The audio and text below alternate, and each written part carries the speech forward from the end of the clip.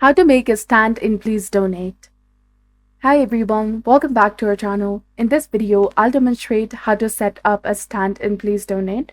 So if you found this guide helpful, please consider subscribing and leaving a like. So Please Donate in Roblox is a Roblox donation experience that allows players to donate Robux to other players by purchasing their marketplace items and passes.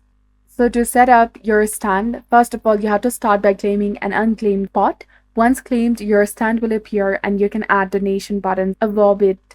If you want to customize the text on your stand, hover over it and edit the content. To modify the look of your booth, access the settings and you can choose different booth models or purchase more from the booth shop. To add donation buttons, you will need to close the Roblox and navigate to the website. Sell game passes for free as an easy way to enable the donations on your stand. To create a game pass, you have to access the create button on the Roblox and follow the steps to upload an image, provide a name and description, and set it up for the sale. Ensure that the pass is on sale for it to appear as a donation button on your stand and set a price for the donation, considering Roblox tax deductions, and save your changes, and your donation button will be ready for the visitors to support your stand.